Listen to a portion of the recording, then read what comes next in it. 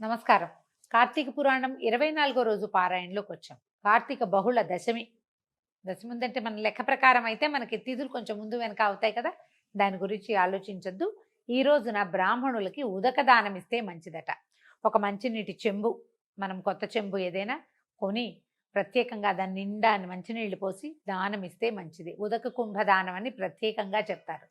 చెంబే steel చెంబనే కాదండి, మన కుండ కూడా, అది కూడా కుంభంగా దానం చేసినా కూడా మంచిదట. ఈ రోజున మన ముత్తైదువులకి ఏదైనా ఇవ్వదలుచుకుంటే కనుక 24 రోజున అన్నీ ఎర్రటివేనట. ఎర్ర చీర, ఎర్రటి రవికల బట్ట, చీర లేకపోతే ఉట్టి రవికల బట్ట అయినా, ఎర్రని గాజులు, పువ్వులు, కుంకుమ, ఇది వాయనం ఇస్తే చాలా మంచిదట. పారాయణలోకి వద్దాం. అత్రి మహాముని ఇలా చెప్పారు. ఇలా అంటున్నారు అనమాట. అగస్త్య మునీంద్ర, నీకు కార్తీక వ్రతమందును హరిభక్తి ఎందును ఆసక్తి ఉన్నది కాబట్టి కార్తీక మాహాత్మ్యాన్ని చెప్తాను విను. సావధానంగా వింటే గనక పాపాలు నశిస్తాయి. కార్తీక మాసమందు శుక్ల ద్వాదశి హరిబోధిని. ఈ ద్వాదశి సమస్త తీర్థ స్నాన ఫలితాన్ని ఇస్తుంది. మనం ఆల్రెడీ చేసేసామండి. మనం 12వ రోజే చేసుకున్నాం కదా. శుక్ల ద్వాదశి అంటే క్షీరాబ్ది ద్వాదశి అని తులసీధాత్రి కళ్యాణం చేస్తారు. ఆ తులసీధాత్రి కళ్యాణాన్ని ఈ 24వ అధ్యాయంలో చెప్పారు. ఇక్కడ విషయం ఏంటంటే, ఇప్పుడు ఇది ఎలాంటిది అని చెప్పటం కోసం ఈరోజు చెయ్యమని కాదు, మనం చేయవలసిన రోజు గురించే మనకు చెప్తున్నారు. వచ్చే సంవత్సరమైనా మనం గుర్తుపెట్టుకుని చేసుకోవడానికి. ఈ హరిబోధిని సమస్త తీర్థ స్నాన ఫలితాలు ఇస్తుంది. అన్ని ద్వాదశులలోనూ అత్యధిక ఫలితాన్ని ఇస్తుంది. సమస్త యజ్ఞములు చేసిన ఫలాన్ని హరిబోధిని అయినటువంటి ద్వాదశి ఇస్తుంది. ఇది కాక ఈ ద్వాదశి హరి ఎందును ఏకాదశి ఎందును భక్తినిచ్చును కాబట్టి ద్వాదశి హరికి ప్రియ అయినది, ఆయనకి ఇష్టం. ఏకాదశి తిథి విష్ణువుకి మహాప్రీతికరం. అందుకని ఆ రోజున మనం హరి కోసం ఉపవాసం ఉండి, ఆయన కోసమని ఏ మురాసురుణ్ణి అయితే ఆయన సంహరించాడో, ఏ ముర వల్ల ఏకాదశి తిథి స్వామివారి శరీరంలోంచి స్త్రీ స్వరూపంతో బయటికి వచ్చిందో, ఆ మురాసురుడు నివసించేది ధాన్యంలో, బియ్యంలో కాబట్టి అతని ఆ రోజున ఆ వ్యర్థం అన్నమాట. మనం బియ్యము తినకూడదు. అందుకని అన్నానికి భిన్నం తినమని చెప్తారు. తినకుండా మరుసటి రోజున మనకి ద్వాదశి పారణ చేయటం. ఈ ద్వాదశిని ప్రత్యేకంగా చెప్తారు. ఇది ఎందుకంటే ఈ రోజున తులసితోటి ఆయనకి కళ్యాణం కూడా జరుపుతారు కాబట్టి మరీ విశేషంగా చెప్తారు. ద్వాదశి సూర్యచంద్ర గ్రహణముల కంటే అధిక పుణ్యప్రదం. ఏకాదశి కంటే 100 రెట్లు ఎక్కువ సమస్త పుణ్యాన్ని ఇస్తుంది. ద్వాదశి నాడు చేసిన పుణ్యము 1,000,000 రెట్లగును. ద్వాదశి పుణ్యదినము కనుక కొంచెముగా ఉన్నను పారణకి ఉపయోగించవలను కానీ ద్వాదశిని విడిచి పారణ చేయకూడదు. అంటే ద్వాదశి తిథి కొద్దిగానే ఉంది, 5 నిమిషాలు, 5 నిమిషాల లోపలైనా సరే ద్వాదశి పారణ చేసేసేయాలి. ద్వాదశి దాటితే చేసిన పారణకి ఫలితమే లేదు. దానివల్ల ఏమవుతుంది, ద్వాదశి కనుక దాటితే ఏకాదశి నాడు ఉపవాసం చేసిన ఫలితం కూడా పోతుంది. అది గమనించుకోవాలన్నమాట. ఇతర నియమాలన్నీ విడిచి ద్వాదశి స్వల్పకాలమందు పారణ చేయవలను. కానీ పుణ్యమును కోరువారు ద్వాదశిని విడవరాదు. ఏకాదశి యందు ఉపవాసం ఆచరించి మరునాడు ద్వాదశి కాలాన్ని అతిక్రమించకుండానే భోజనం చేయాలి. అయితే ఏకాదశి నాడు ఉపవాసం ఉండి మర్నాడు చేసేటువంటి భోజనాన్ని పారణ అని చెప్తారు. ఆ ప్రత్యేక పారణ పదం దీనికే వాడతారనమాట. ద్వాదశి సమయంలో చేసే దానికోసమే చెప్తారు. ఈ విషయం తెలిసి పూర్వమందు పరమభాగవతుడైన అంబరీష మహారాజు పారణకు ద్వాదశిని విడువలేదు. ద్వాదశి ఉండగానే హరికి నివేదించిన అన్నాన్ని భుజించడాన్ని పారణ అంటారు. ఇంతలో దూర్వాస మహాముని వచ్చి ఆతిథ్యం అనే వంకతోటి భోజనాన్ని యాచించాడు. అంబరీష మహారాజు ఈయన భక్తాగ్రగణ్యులలో, భాగవతోత్తములలో ఒకడు. ప్రహ్లాదుడు, నారదుడు, పరాశరుడు, పుండరీకుడు, వ్యాసుడి తర్వాత స్థానం అంబరీషుడికి ఇచ్చారు. పరమ భాగవతోత్తముడు. ఆయనకున్న హరిభక్తి ఇంత అంతా కాదట. ఆయనను గురించి ఈ కథ చెప్తున్నారు. ఈయన ప్రతి ఏకాదశికి ఉపవాసం ఉండి ద్వాదశి నాడు ఉదయమే హరిసేవా కాలాలన్నీ జరిపించిన తర్వాత బ్రాహ్మణ భోజనాన్ని ఇచ్చేసి ద్వాదశి ఘడియలు దాటకుండానే భోజనం చేసేవాడు. చాలా సంవత్సరాలు ఆయన ఏకాదశి చేసుకున్నాడు. అయితే ఈ ఏకాదశి వ్రతం, ద్వాదశి వ్రతం చేసుకుంటుంటే ఈయనని పరీక్షించడానికి ఒకసారి దూర్వాస మహాముని ఆ సమయానికి వచ్చాడు. ఆ కథ చెప్తున్నారనమాట. అంబరీషుడు దూర్వాస మహాముని వచ్చి ఆతిథ్యం అడిగాడు. అంబరీషుడు సరేనని ద్వాదశి పారణకు రమ్మని దూర్వాసుని పిలిచాడు. దూర్వాసుడు పారణకి అంగీకరించి అనుష్ఠానం కోసం నదీ తీరానికి వెళ్ళిపోయాడు. ఆనాడు ద్వాదశి అతి స్వల్పంగా ఉంది, చాలా తక్కువ సమయం ఉందన్నమాట తిథి. దూర్వాసుడు ఎప్పటికీ రాలేదు, ద్వాదశి ఏమో వెళ్ళిపోయేలాగా ఉన్నది. ఇలాంటి సంకటం వచ్చింది. అప్పుడు హరిభక్తుడైన అంబరీషుడు చాలా విచారపడ్డాడు, ఏం చేయటమా అని. ఈ దూర్వాసుడు మన మునిశ్రేష్ఠుడు పారణ కోసం ఒప్పుకున్నాడు, పిలవబడ్డాడు, ఒప్పుకున్నాడు. మనం పిలిచాం, ఏమండి భోజనానికి రండి అని. వాళ్ళు భోజనం వచ్చే లోపల మనకు ఆకలిస్తుందనో సమయం అయిపోతానో కంచం పెట్టుకుని అన్నం తినేయకూడదు, అది మర్యాద కాదు ఒకటి. రెండోది, మనం సగం తింటుండగా వాళ్ళు వచ్చారు అనుకోండి, వాళ్ళు అవమానంగా ఫీల్ అవ్వచ్చు, అది అవమానకరమైన పని, ఆ పని అసలు చేయకూడదు. మనం అతిథిగా ఒకళ్ళని పిలిస్తే వాళ్ళు వచ్చేదాకా శాస్త్రం ప్రకారం భోజనం చేయకూడదు, ఆ విధి ఇక్కడ చెప్తున్నారు. ఎవరైనా పిలిచి వాళ్ళకంటే ముందు కంచం పెట్టుకుని వాళ్ళకంటే ముందు అన్నం తిని లేచి చేతులు కడిగేసుకోవటము అలాంటివి చేయకూడదండి, చాలా అవమానము, తప్పు, ధర్మం ఒప్పుకోదన్నమాట దానికి. అయితే ద్వాదశి పోతోంది అయింది, తర్వాత పారణ కోసం ఒప్పుకున్నాడు, కానీ ఇప్పటిదాకా రాలేదు. ద్వాదశి అతిక్రమించి భోజనం చేస్తే హరిప్రీతి కాదు అది, ఇది కూడా అధర్మమే, ద్వాదశి దాటకూడదు.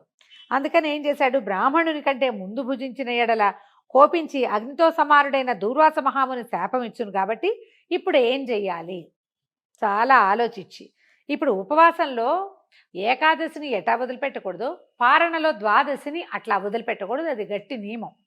ద్వాదశిని విడిస్తే హరిభక్తిని విడిచిన వాడవుతారు. ఏకాదశి నాడు ఉపవాసం చేయకుండా ఏ దోషం లభిస్తుందని మనకు చెప్పబడుతోందో, ఏకాదశి నాడు ఉపవాసం ఉండి ద్వాదశి నాడు సరిగ్గా పారణ చేయకపోయినా కూడా అలాంటి పాపమే లభిస్తుంది, అదే దోషం.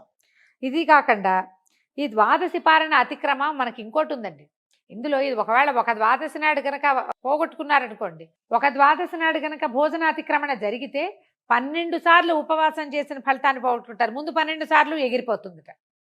ఇది మరీ కష్టం కదా. దాంతో ద్వాదశిని విద్వాంసుడైన వాడు విడిచిపెట్టకూడదు. తెలివిగల వాడేవాడు విద్వాంసుడు, అంటే ధర్మం తెలుసుకున్నవాడు, శాస్త్రాలు చదువుకున్న వాడేవాడు ద్వాదశిని విడవడు. హరివాసరము పుణ్యదినముగాన విద్వాంసుడు విడవరాదు, దాన్ని విడిస్తే వీడికి పుణ్య సంచయము, వాడి పూర్వజన్మ ఆర్జితం కూడా కొంత పోతుంది, అనేక జన్మాల్లో చేసిన పుణ్యము నశిస్తుంది. అందువల్ల దానికి వలన కలిగే పాతకానికి నివృత్తి కూడా లేదు. అసలు ద్వాదశిని విడిచిపెట్టకూడదు, మహాపాపం. ఇప్పుడు ఏం చేయాలి అని ఈయన ముందు వెనక చాలా ఆలోచించి ఏమనుకున్నాడు, హరిభక్తిని విడవడం కంటే బ్రాహ్మణ శాపమే కొంచెం నయం అనుకున్నాడు. అందరినీ అడిగాడు సలహా, ఎవ్వరూ ఏమీ చెప్పలా. కాకపోతే ఒకళ్ళిద్దరు కొంచెం మెల్లిగా ఏం చెప్పారంటే, ఆ ఏకాదశి అది ద్వాదశి ఘడియలు దాటకుండా జల స్వీకారం చెయ్యొచ్చు. జలం తీసుకుంటే ఆహారం తిన్నట్టు కాదు, కానీ జలం అంటూ ఏదైనా ఒకటంటూ లోపలికి తీసుకున్నావు కాబట్టి ద్వాదశిని విడిచినట్టు కూడా కాదు, ఏదో ఉభయ కుశలోపరిగా ఉభయత్ర అంత దోషం లేకుండా ఉంటుంది అన్నమాట చెప్పారు. ఇప్పుడు ముందుగా ఆలోచించి ఈ వేదవేత్తలను అడిగాడు, వాళ్ళంతా ఆలోచించారు, బాగా ఆలోచించి ఇప్పుడు నేను చెప్పిన మాటే చెప్పేసరికల్లా బ్రాహ్మణులు ధర్మబుద్ధితోటి బాగా ఆలోచించి, పర్వాలేదండి, ఎందుకంటే భగవంతుడు అగ్నిరూపుడు, ఆయన ఎట్లా ఉన్నాడు, సర్వభూతముల యందు సర్వ ప్రాణికోటి యందు లోపల మన అగ్ని రూపంలో ఉన్నాడు, దీపనాగ్నిగా ఉంటాడు మన లోపల. వైశ్వానరుడై ఆహారాన్ని స్వీకరిస్తాడు, ఈశ్వరుడే. భక్ష్యభోజ చోష్య లేఖ్య పానీయాదులు మనం లోపలికి ఏది పోస్తే అది, ప్రతి జీవి నోటి ద్వారా లోపలికి ఏది తీసుకుంటుందో అది సాక్షాత్తు భగవంతుడే దీపనాగ్ని స్వరూపంలో తీసుకుంటాడు. నువ్వు భగవంతుడికే ఇస్తున్నావు, నీకివ్వడం లేదు. నువ్వు నీలో అన్నమో పుచ్చుకుంటే అది ఇచ్చేది ఎవరికి, దేవుడికి. నీ లోపల అగ్నిస్వరూపంలో ఉన్నటువంటి పరమాత్మకి ఇస్తున్నట్టే. ప్రాణవాయువు వలన జఠరాగ్ని, మన లోపల తీసుకునేటువంటి ఆక్సిజన్ ఉంది కదా ప్రాణవాయువు, దానివల్ల మన పొట్టలో ఉన్నటువంటి అగ్ని జఠరాగ్ని అంటారు. ఆ జఠరాగ్ని ప్రజ్వలితం అవటం వల్ల జంతువులకి, ప్రాణులకి అన్నం తినాలనే ఆకలి వస్తుంది. ఇది పోయి ఈ గాలంతా లోపలికి వెళ్ళి ఆ లోపల ఉన్న అగ్నిని ప్రజ్వలిల్ల చేస్తుంది. ఆ అగ్ని బాగా మండి తనలో వేసిన పదార్థాన్ని కాల్చేస్తుంది మొత్తం. అప్పుడు మళ్ళీ ఆకలిస్తూ ఉంటుంది. దీనివల్ల జరుగుతుంది. ప్రాణవాయువు చేత కొట్టబడిన జఠరాగ్ని సంతాపమును చేయుటకి క్షుత్పిపాస, మనకి క్షుత్తు పిపాస వస్తాయి, ఆకలి దాహము, ఈ రెండు ఎటా వస్తాయి, మనకి లోపల తీసుకుంటున్న ఆక్సిజన్, అది పొట్టలో ఉన్న మంటని కదపటం వల్ల. కాబట్టి ప్రాణసహితంగా అగ్ని స్వరసుర పూజితుడు అవుతున్నాడు. కాబట్టి సర్వభూతములందున్న అగ్నిని నిత్యము పూజించవలెను. కాబట్టి తన ఇంటికి వచ్చినటువంటి ఎవరినైనా సరే, వాడు బ్రాహ్మణుడు ముని అని కాదు, ఎవరైనా సరే వాళ్ళని విడిచి భోజనం చేయకూడదు. మన ఇంటికి వచ్చినట్టు రండి భోజనం చేయండి అని కూర్చోబెడతాం. తినేలుదురు కానీ అని చెప్తారు. కాస్త కాఫీ అయినా తీసుకోండి, టిఫిన్ అయినా పెట్టండి. ఇవన్నీ మనం ఎట్లా నేర్చుకున్నామండి, ధర్మశాస్త్రాల్లో చెప్పబడింది. ఎందుకంటే ఇప్పుడు మన పొట్టలో ఉన్న అగ్ని ఎట్లా భగవత్ స్వరూపమో, మన ఇంటికి వచ్చినటువంటి ప్రాణి, కుక్క పిల్లి కూడానండి, పాకెట్లో ఒక ఆవు వచ్చింది అనుకోండి, హే హే అని కొట్టేయకూడదు. దానికి ఏదైనా ఒక చిన్న వస్తువు అయినా పెడితే ఆ ప్రాణి రూపంలో దాని గర్భంలో ఉన్నటువంటి పొట్టలో ఉన్నటువంటి అగ్నిస్వరూపంలో ఉన్న భగవదారాధనే చేస్తాం మనం. అతిథికి అభ్యాగతికి అన్నం పెట్టకుండా పంపకూడదు. ఇది మనకి ధర్మశాస్త్రం చెప్పింది. ఎందుకంటే ఇందుకు అవతలవాడి జీవంలో ఉన్నది సాక్షాత్తు భగవంతుడు. అతన్ని నర్చించటమే నువ్వు చేసేది. మంచినీళ్ళు ఇవ్వటం మనం ప్రధానంగా రాగానే నీళ్ళు అడగక్కర్లా, ఇచ్చేయటమే. పట్టుకొచ్చేస్తాం మంచినీళ్ళు. వాళ్ళు వద్దంటే వాళ్ళు వద్దంటారు గాక, వాళ్ళు అడక్కతేనే ఇవ్వాలి, అడిగితేనే ఇవ్వాలి, అడగకపోతే ఇవ్వకూడదు. అసలు ఆ సిద్ధాంతం లేదు. మనం మంచినీళ్ళు ఇవ్వటమే మన విధి. హైందవ ధర్మం మనకు అది చెప్తుంది. అయితే ఆ మాటే చెప్తున్నారనమాట. అతిథిని విడిచి భుజించకూడదు. పైగా ప్రథమ వర్ణుడు ఈయన సాక్షాత్తు ముని రుద్రాంశ సంభూతుడైన దూర్వాసుని విడిస్తే ఎట్లా, భగవతంశ సంభూతుడు కదా, భుజించు. కాబట్టి నువ్వు ఆయన తినకుండా, ఆయన నువ్వు గనక తినేస్తే బ్రాహ్మణ అవమానం అవుతుంది. ఈ అవమానం చేత ఆయువు, ఐశ్వర్యము, కీర్తి, ధర్మము ఇవన్నీ నశిస్తాయి. అది ఇది కాదు, నీ మనసులో ఏది కోరుకుంటావో అవన్నీ పోతాయి నాయన. ఊహ ఏది ఉంటే అదే. ఎందుకంటే బ్రాహ్మణులందరూ స్వర్గంలో ఉండే దేవతలే భూలోకంలో తిరుగుతున్నారని చెప్పబడుతోంది. దేవతలను తిరస్కరించడం వల్ల జాతి అంతా నశిస్తుంది. జాతి మాత్రం చేతే బ్రాహ్మణులు దేవతలతో సమానులు. ఈ దూర్వాసుడు తపోవంతుడు. అతని విషయంలో చెప్పడానికి ఏముంది, మనం చెప్పగలిగేది ఏమీ లేదు. పిలిచి నువ్వు భోజనం చేస్తే తప్పు, కానీ ద్వాదశ పారణకి వస్తానని ఒప్పుకున్నటువంటి దూర్వాస మహాముని ఘడియలు దాటిపోకుండా రాకపోవటం కూడా అన్యాయమే. ఆయనది తప్పే ఇది. కాబట్టి ద్వాదశి పాలన విడిచిపెడితే ఏకాదశి ఉపవాసానికి భంగం వస్తుంది. ఏకాదశి త్యాగానికి ఏమో ప్రాయశ్చిత్తం లేదు. ఓవేళ ఈయన కోపం వచ్చినా ఏదో ఒకటి జరుగుతుంది. కాబట్టి అవమానానికి కూడా ప్రాయశ్చిత్తం లేదు. ఈ రెండింటినీ సమానంగా ఉన్నాయి బాబు. గురుత్వము లఘుత్వము లేదు. ద్వాదశి కాలంలో పారణ చేయనేలా హరిభక్తి లోపిస్తుంది. పారణ చేస్తే దూర్వాసుడు శపిస్తాడు. ఎలాగైనా అనర్థం రాక తప్పదు. నీకు కొద్ది కాదు నాయనా, గొప్ప కీడు కలుగుతుందని బాగా ఆలోచించి జలం తీసుకో అని చెప్పారు. నీరు తీసుకుంటే మంచినీళ్ళు కనుక అది కూడా గ్లాస్ ఎత్తి తాగటం కాదు, 3 ఉద్ధరణల నీళ్లు ఆచమనం చెయ్యి చాలు అని చెప్పారు. దూర్వాస మహాముని ఎంతసేపట్లో వస్తాడో, ఈ అంబరీష మహారాజు ఈ ఔపోసన చేసిన తర్వాత ఏం జరిగిందో రేపు ఉదయం మళ్ళీ 25వ భాగంలో తెలుసుకుందాం. నమస్కారం.